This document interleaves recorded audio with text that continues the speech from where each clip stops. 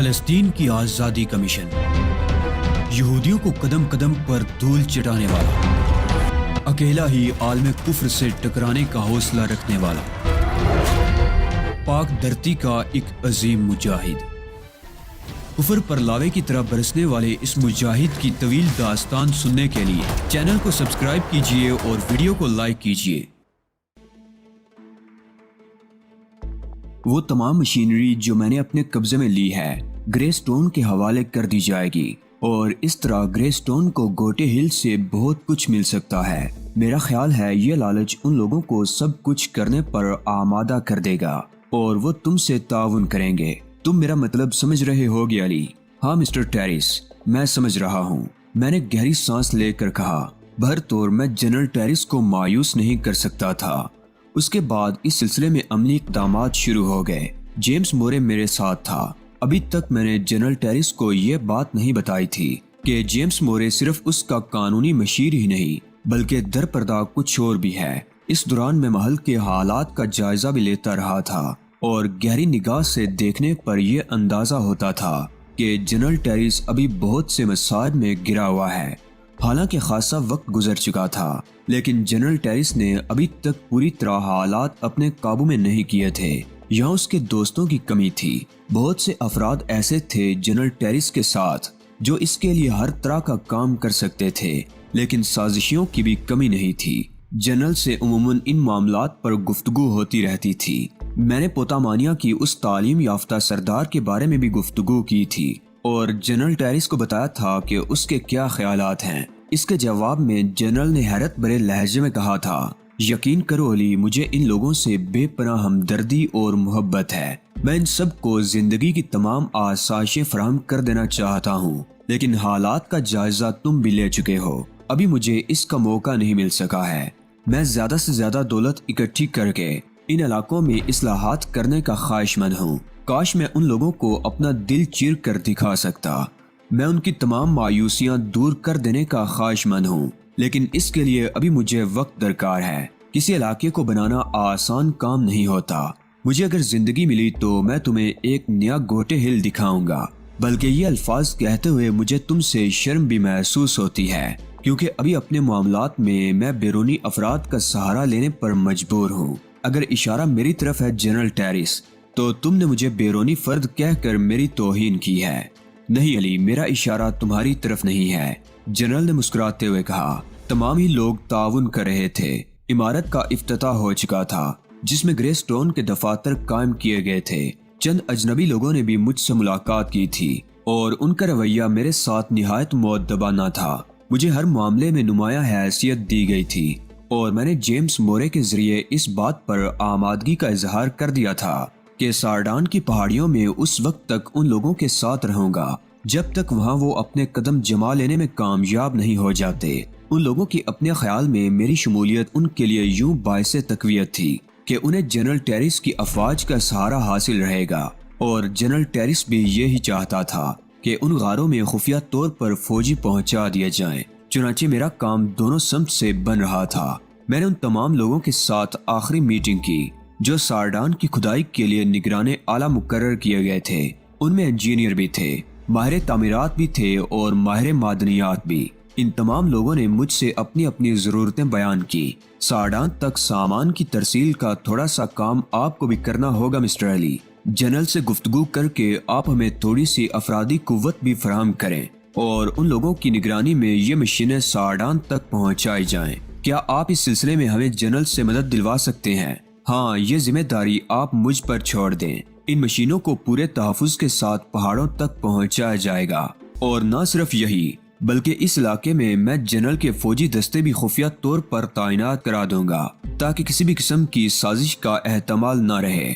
اس بات پر بہت زیادہ خوشی کا اظہار کیا گیا تھا اور حسب عادت ان لوگوں نے میری برتری کے گیت گائے تھے، لیکن میں جانتا تھا کہ اس طرح میرا اپنا کام بھی ہو رہا ہے، یعنی جنرل ٹیریس کے سلسلے میں۔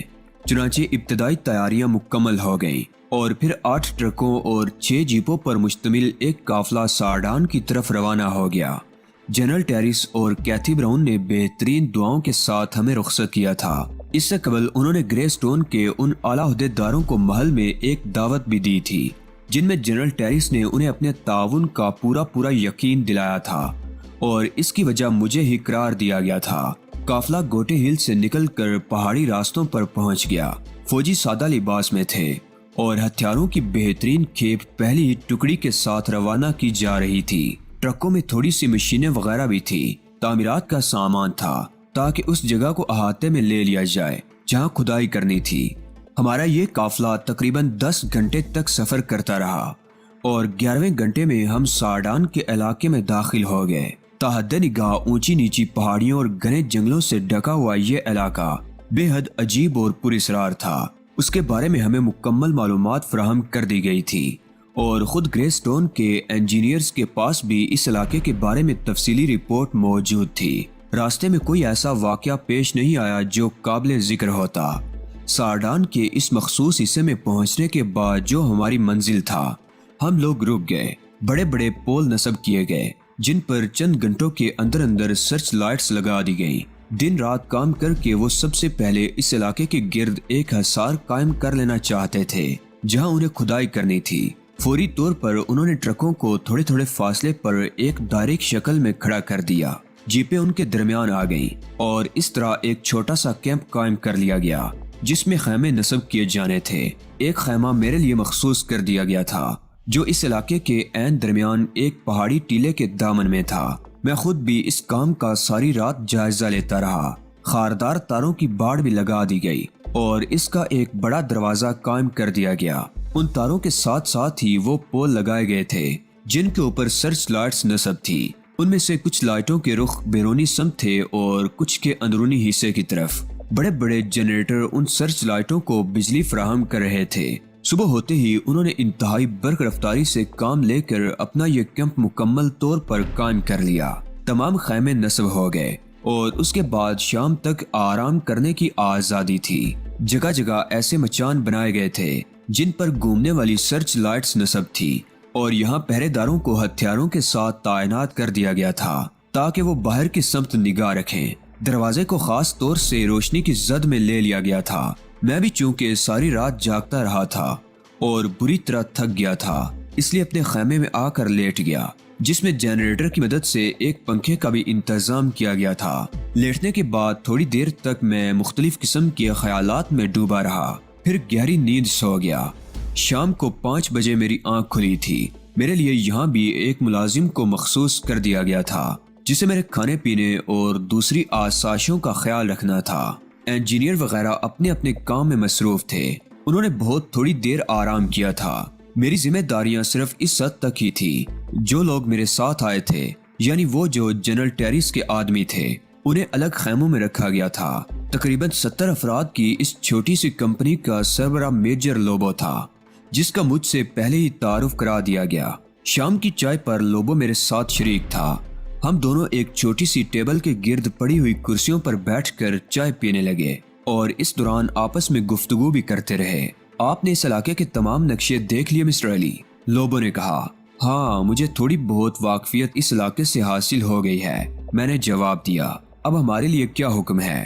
دراصل مجھے ہدایت کی گئی تھی کہ مجھے صرف آپ سے احکامات لینے ہیں، کیونکہ آپ لوگ گرے اسٹون کے تمام افراد کی نگاہوں میں ہیں، اس لیے بہتر یہی ہے کہ اس کیمپ میں ہی قیام کریں۔ البتہ ہماری دوسری کھیپ جب یہاں پہنچے گی تو ہم اس وقت تک ان کے لیے غاروں کا بندوبست کر چکے ہوں گے۔ ٹھیک ہے، ابتدا اسی طرح ہونا چاہیے، لیکن کیا آج ہی شام ان غاروں کا جائزہ لینے کے لیے نکلیں گے؟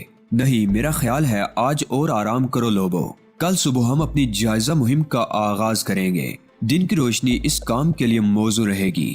لوبو نے مجھ سے اتفاق کیا تھا۔ بہت دیر تک ہم لوگ بیٹھے گفتگو کرتے رہے اور اس کے بعد انجینئرز کے پاس آ کر ان کے کام کا جائزہ لینے لگے۔ میں نے پہرے داروں کے لیے گوٹے ہل کے فوجیوں کی پیشکش بھی کر دی تھی جسے خوشی کے ساتھ قبول کر لیا گیا۔ مجھے بتایا گیا تھا کہ دوسری کھیپ تقریباً 3 دن کے بعد یہاں پہنچے گی اور اس کے لیے رابطہ قائم کر لیا گیا ہے۔ بالآخر یہ رات بھی پرسکون گزری تھی، کوئی خاص واقعہ پیش نہیں آیا تھا۔ دوسرے دن صبح کو ناشتے وغیرہ سے فارغ ہو کر میں لوبو کے ساتھ ٹہلتا ہوا کیمپ کے گیٹ سے باہر نکل آیا۔ کام مسلسل جاری تھا، مشینیں نصب کی جا رہی تھیں، کیمپ کے باہر بھی یہ کام ہو رہا تھا۔ مجھے ابھی تک اس بات کا اندازہ نہیں ہو سکا تھا کہ اس علاقے میں وہ لوگ کون سی چیز تلاش کر رہے ہیں، تیل یا معدنیات کا کوئی قیمتی ذخیرہ۔ اس بات کو ابھی تک مجھ سے پوشیدہ رکھا گیا تھا اور میرے پوچھنے پر بھی اس سلسلے میں کوئی جواب نہیں دیا گیا تھا، بلکہ اسے ایک راز کہہ کر معذرت کر لی گئی تھی۔ میں لوگوں کے ساتھ کافی دور نکل آیا۔ ہم ٹہلتے ہوئے ان بلند و بالا پہاڑوں کے دامن میں پہنچ گئے جہاں غار تھے۔ میں نے لوگوں کو ساتھ لے کر ایک غار کے دہانے کا رخ کیا اور پھر اس غار میں داخل ہو گیا۔ بہت ہی وسیع غار تھے، آدھی آدھی پہاڑیاں اندر سے کھوکھلی تھی۔ لوبو نے اس غار کو دیکھتے ہوئے کہا، میرا خیال ہے مسٹر علی، ہمارے تقریباً 200 فوجی اسی ایک غار میں قیام کر سکتے ہیں، اور یہ چڑھائی جو سرنگ کی شکل میں اوپر کی سمت جا رہی ہے، اگر اسے مزید آگے بڑھایا جائے تو ہم پہاڑوں کی چوٹی پر اندر ہی اندر چلتے ہوئے پہنچ سکتے ہیں اور پھر وہاں سے اپنے لیے عمدہ مورچہ بندی کر سکتے ہیں۔ یقیناً لوبو، تمہارا خیال بالکل درست ہے، میں نے اس کی تائید کرتے ہوئے کہا۔ ہم اس غار سے باہر نکل آئے اور پھر اس سے تقریباً آدھے فرلانگ کے فاصلے پر ہم نے ویسا ہی ایک دوسرا غار دیکھا۔ یہاں غاروں کی بھرمار تھی اور ان غاروں میں بے شمار افراد سما سکتے تھے۔ مزید کچھ دیر تک ہم ان غاروں کا معائنہ کرتے رہے اور آئندہ کے لیے منصوبے بناتے رہے، پھر واپس کیمپ کی طرف پلٹ آئے جہاں بدستور کام جاری تھا۔ میجر لوبو کی خوبیاں مجھ پر عیاں ہوتی جا رہی تھی۔ وہ اچھی سوجھ بوجھ کا مالک تھا اور میرے سامنے مستعد رہتا تھا۔ جنرل ٹیریس نے بھی اس کی اس خوبی کی نشاندہی کی تھی۔ لوبو نے دوسری شام میری رہائش گاہ پر مجھ سے ملاقات کی اور میں نے اسے مصافحہ کرتے ہوئے کہا، کہو لوبو، معاملات ٹھیک ٹھاک چل رہے ہیں نا؟ جی ہاں، یہ لوگ بڑی مستعدی سے اپنے کام میں لگے ہوئے ہیں۔ میرا خیال ہے بہت جلد یہ کھدائی کا آغاز کر دیں گے۔ آخر یہاں ساڈان کی ان چٹانوں میں ایسی کیا چیز موجود ہے جس کی وجہ سے یہ لوگ اتنی مستعدی سے کام کر رہے ہیں؟ لوبو کے اس سوال پر مجھے ہنسی آ گئی۔ لوبو کو کم از کم یہ بات ضرور معلوم ہوگی کہ ساڈان کی پہاڑیوں میں کانکنی کا ٹھیکہ علی یار خان نے لیا ہے اور وہی گرے سٹون نامی کمپنی کے ذریعے یہ کھدائی کرا رہا ہے۔ اب اگر میں اس سے یہ کہوں کہ میں خود بھی اس بارے میں کچھ نہیں جانتا تو یقیناً وہ اس بات پر یقین نہیں کرے گا۔ چنانچہ میں نے مسکراتے ہوئے اس سے کہا، دراصل کانکنی کا یہ ٹھیکہ گرے سٹون کمپنی کو ہی ملا ہے، لیکن میری سفارش پر۔ میں نہیں جانتا کہ گرے سٹون یہاں کیا تلاش کر رہی ہے۔ دراصل میں اس کے لیے نہیں بلکہ جنرل ٹیریس کے لیے کام کر رہا ہوں۔ کانکنی کا یہ ٹھیکہ میرے نام سے ضرور دیا گیا ہے، لیکن اس سے میرا کوئی واسطہ نہیں ہے۔ چنانچہ میں بھی اس بات سے لا علم ہوں لوبو۔ او، اب سمجھا۔ ویسے آج میری ان لوگوں سے گفتگو ہوئی تھی۔ ان میں سے کچھ لوگ اس بات پر حیران ہیں کہ کانکنی کے کام کی حفاظت کے لیے حکومت گوٹی ہل اتنی مستعد کیوں ہے۔ ان میں سے کچھ لوگوں نے مجھ سے پوچھا بھی تھا کہ ان اطراف میں اتنے زیادہ فوجیوں کی کیا ضرورت ہے۔ چونکہ صورتحال تھوڑی بہت میرے علم میں تھی، اس لیے میں نے اس کی روشنی میں ان سے بات کی۔ میں نے انہیں بتایا کہ یہ علاقہ باغی قبائلیوں کا علاقہ کہلاتا ہے اور لیماٹو قبائل جنرل ٹیریس کے ہر منصوبے کو فیل کرنے کے خواہاں رہتے ہیں۔ چنانچہ جب حکومت نے ساڈان کے علاقے میں کانکنی کا ٹھیکہ دیا ہے تو اس کے تحفظ کی تمام ذمہ داریاں بھی قبول کی ہیں۔ میں نے ان لوگوں کو کافی حد تک مطمئن کر دیا ہے۔ ایک اور بات بھی میں آپ کے علم میں لانا چاہتا ہوں جس نے مجھے چونکا دیا ہے۔ کانکنی سے متعلق تھوڑی بہت معلومات میں بھی رکھتا ہوں، لیکن یہاں میں نے ایک نئی بات دیکھی ہے۔ ان لوگوں نے آج کچھ چٹانوں پر اسپرے کیا ہے، کالے رنگ کی کسی سیال شے کا اسپرے، جس نے ان چٹانوں کا رنگ تبدیل کر دیا ہے۔ میری سمجھ میں یہ بات نہیں آتی کہ ان چٹانوں کا رنگ بدلنے کی کوشش کیوں کی گئی ہے۔ اگر یہ کوئی کھودائی کے سلسلے کی کڑی ہے تو اس سے پہلے میں نے یہ انداز نہیں دیکھا۔ دوسری صورت میں مجھے یہ احساس ہوتا ہے کہ وہ لوگ ہم سے کچھ چھپانے کی کوشش کر رہے ہیں، اور اب جب کہ میرے علم میں یہ بات آ گئی ہے کہ آپ ان کے لیے نہیں بلکہ جنرل ٹیریس کے لیے کام کر رہے ہیں تو میں نے اس بات کا انکشاف آپ کے سامنے کر دینا ضروری سمجھا۔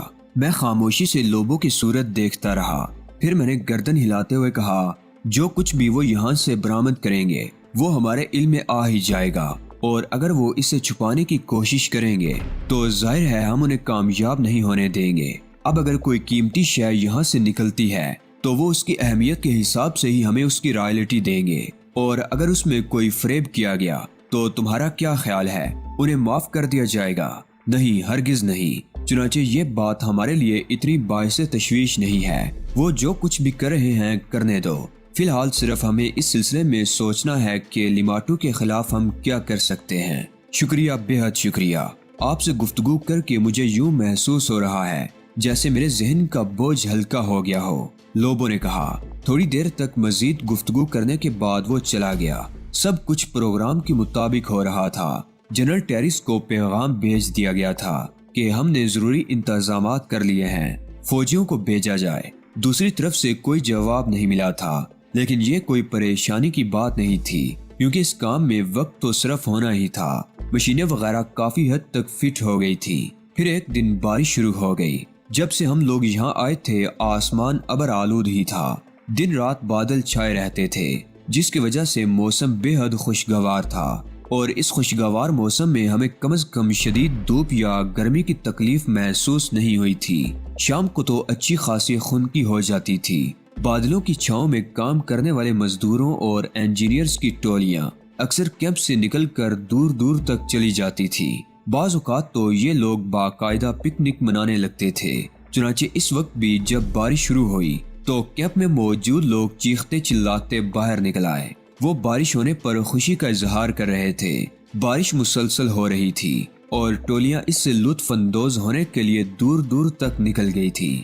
ہاگن نامی ایک انجینئر سے میری اچھی خاصی شناسائی ہو گئی تھی۔ اچھی طبیعت کا ہنس مکھ انسان تھا، سیر و سیاحت کا رسیہ۔ اکثر مجھے اپنے عشق کی داستانیں سناتا رہتا تھا۔ لطیفے سنانے کا عادی بھی تھا اور عموماً وہ میرے ساتھ دیکھا جاتا تھا۔ لوبو اپنے ساتھیوں کے ساتھ خفیہ طور پر ان غاروں کی تعمیر میں مصروف ہو گیا تھا اور زیادہ تر وہیں لگا رہتا تھا۔ ہاگن نے اس شام مجھ سے کہا کہ بارش کا یہ موسم کیمپ میں رہ کر گزارنا کوئی عقل مندی کی بات نہیں ہے، کیوں نہ ذرا کچھ فاصلے پر چل کر تھوڑی سی سیر و تفریح کی جائے۔ اس نے اپنی رائفل بھی دکھائی جو اس نے خصوصی طور پر یہاں آتے ہوئے اپنے لیے خریدی تھی اور اس کا باقاعدہ لائسنس حاصل کیا تھا۔ کہنے لگا، مسٹر علی، ہم بے شک ایک اہم کام میں مصروف ہیں اور ہماری تمام توجہ اسی طرف ہی ہونا چاہیے، لیکن اگر اس کے ساتھ ساتھ ہی تھوڑی سی تفریح بھی ہو جائے تو کیا حرج ہے؟ میرا مطلب ہے کہ کچھ گھومے پھریں، شکار کریں۔ اس موسم میں کیمپ میں رہ کر یوں محسوس ہوتا ہے جیسے ہم قیدیوں کی زندگی گزار رہے ہوں۔ میں تیار ہو گیا۔ ہاگن نے 2 گھوڑے حاصل کیے، رائفل شانے سے لٹکائی اور ہم آگے چل پڑے۔ زیادہ دور نہیں گئے تھے کہ ہاگن نے کسی جنگلی جانور کو دیکھا اور دوربین میری طرف بڑھاتے ہوئے بولا، لطف آ گیا مسٹر علی، ذرا دیکھیے تو صحیح، کیا یہ پہاڑی بکرا نہیں ہے؟ میں نے جلدی سے دوربین اس کے ہاتھوں سے لے لی اور اس کی بتائی ہوئی سمت دیکھنے لگا۔ وہ پہاڑی بکرا ہی تھا، لیکن مجھے تعجب تھا کہ اس علاقے میں یہ شاندار سینگوں والے بکرے کہاں سے آ گئے۔ ہاگن اس بات پر بازد ہو گیا کہ بکرے کا شکار کرے گا، چنانچہ ہم نے گھوڑوں کا رخ اس سمت کر دیا جہاں بکرا نظر آیا تھا۔ رفتار کافی تیز تھی، لیکن ابھی بہت زیادہ دور کا سفر نہیں کیا تھا کہ دفعتاً ہاگن کے گھوڑے نے ٹھوکر کھائی اور ہاگن کلا بازیاں کھاتا ہوا زمین پر آ رہا۔ پھر ایک دم چیخا، او دلدل دلدل۔ میں نے اپنی گھوڑی کی باگیں کھینچ لی تھی۔ جس جگہ ہاگن گرا تھا وہاں پہنچ کر سب سے پہلے میں نے اسے سہارا دیا اور اس کے بعد اس دلدل کو دیکھا جس کی جانب اس نے اشارہ کیا تھا۔ مجھے ہنسی آ گئی۔ دراصل یہاں زمین نرم تھی، بارش کی وجہ سے جا بجا گڑھے پانی سے بھر گئے تھے اور پانی بھرنے کے بعد وہ جگہ نرم ہو گئی تھی جسے ہاگن نے دلدل قرار دیا تھا۔ سامنے ایک پہاڑی نظر آ رہی تھی، بکرا اسی طرف گیا تھا۔ ہاگن برا سا منہ بنا کر بولا، میرا خیال ہے اب تک تو وہ نکل بھی گیا ہوگا، تاہم ہم اس کا پیچھا نہیں چھوڑیں گے۔ تازہ گوشت کھائے ہوئے کافی وقت گزر گیا ہے۔